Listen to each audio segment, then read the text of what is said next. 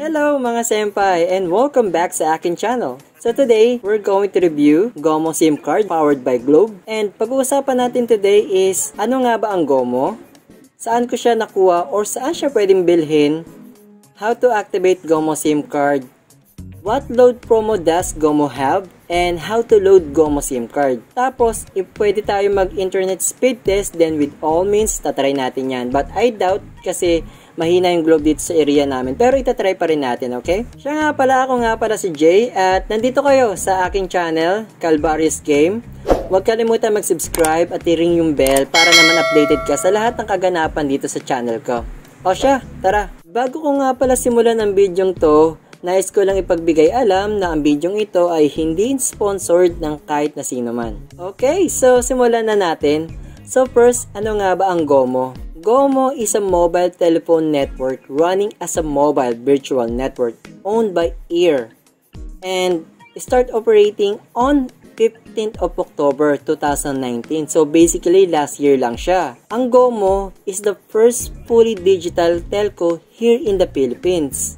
And like I said, Gomo will run under Globe Telco nationwide. Ngayon, pag-usapan naman natin saan siya pwedeng mabili. Actually, in my part, since nandito ako sa Albay, online ko siya nakita at may 3 ways to have it legit. First, directly sa website nila. Simply go to www.gomo.com. Nothing more secure, diba, kung sa online website ka nila bibili.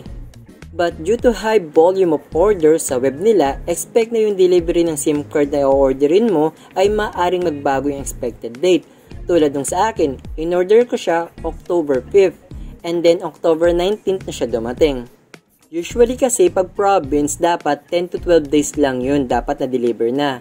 And there is a time na maaaring some of the information mo hindi maipasa ng maayos sa Entrogo, which is yung Entrogo yung normal courier nila. I make sure na in-enter ko yung information needed para lang makasigurado na makakarating yung item sa akin.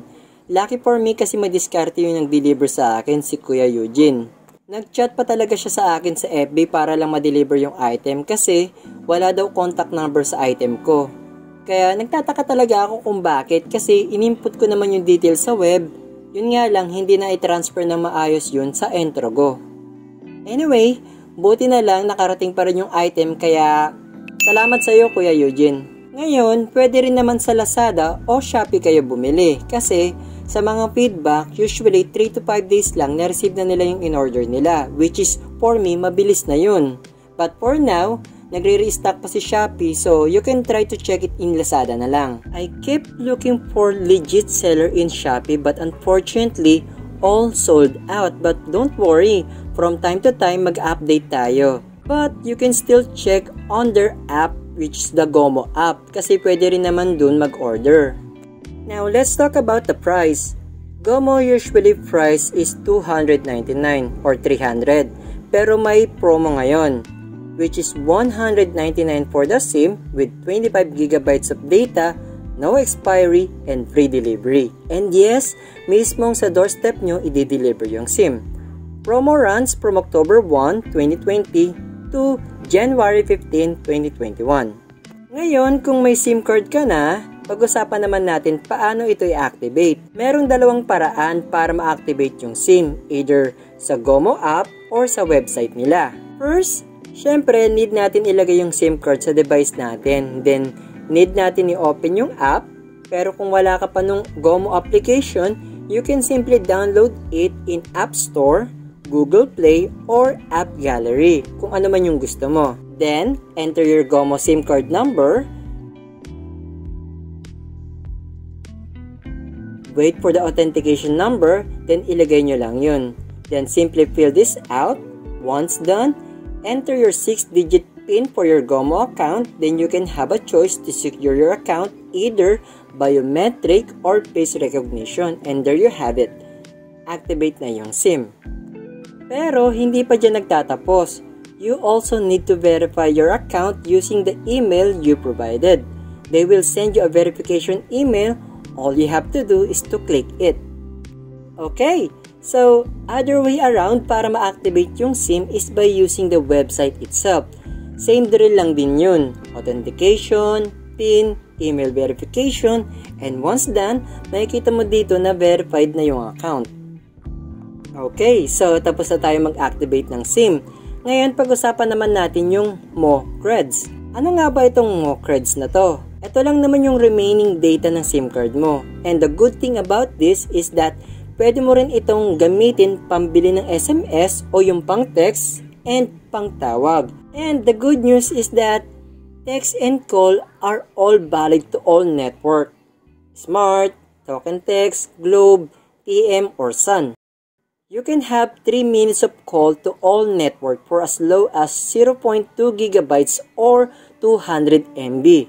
You can also have 30 text to all network for as low as 0.2 GB or 200 MB as well. But you can also have 50 texts plus 5 minutes of call to all network for just 0.5 GB or 500 MB of data. Depende na lang yan kung mas malakas ka tumawag kaysa mag-text, vice versa kung mas malakas ka mag-text kaysa tumawag.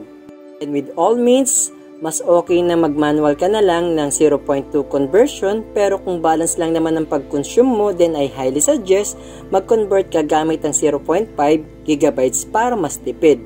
Pia, para iyo alam. Based sa computation ko, lumalabas sa 12 pesos per gigabytes kung i-compute mo siya using this computation. Ngayon, pag-usapan naman natin ang isa pang promo nila.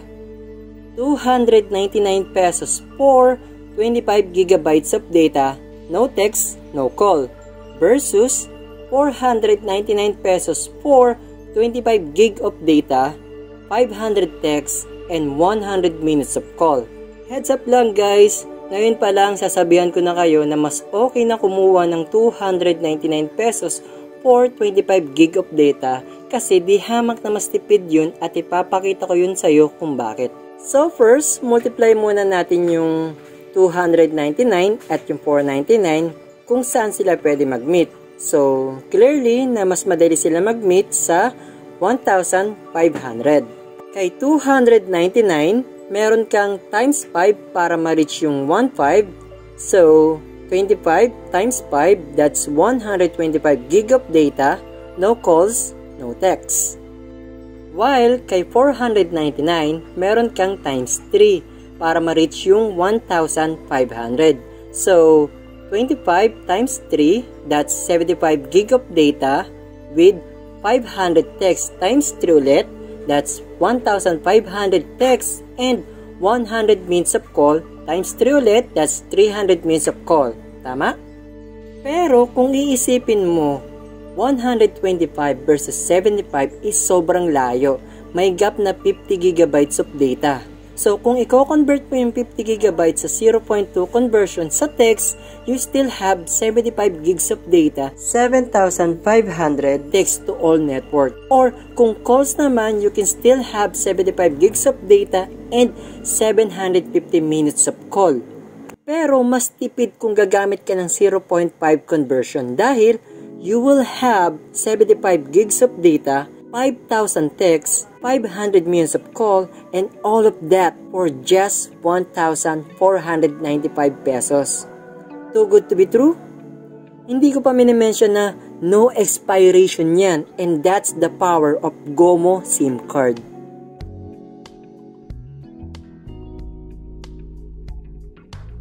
So ano masasabi niyo sa Gomo? Lupit no? Ngayon, paano kung wala ka ng load? So, paano nga ba loloadan ng Gomo? Two-way, either website or Gomo App. So, sa website muna tayo. First, you have to go to www.gomo.ph. Click this to log in. Use your number. Enter your PIN. Click local promo. Scroll down a bit. At makikita nyo dito yung 2 offer nila, which is yung 299 or yung 499. Click to buy now. Tapos makikita mo yung 2 payment method nila, which is yung GCash or credit debit card. In GCash, you need to enter your GCash number and authentication code after that. In credit debit card method, you need to enter your card number, expiry date, and CVC or yung card verification code at the back of your card. Same lang din siya sa Gomo App. You need to log in, enter your PIN, click mo yung shop, click mo yung local promos, then same na same lang siya. 2 types of payment method, either GCash or credit card. If you have any question, concern, just let me know in the comment section and promise, sasagutin ko yan sa abot ng akin makakaya.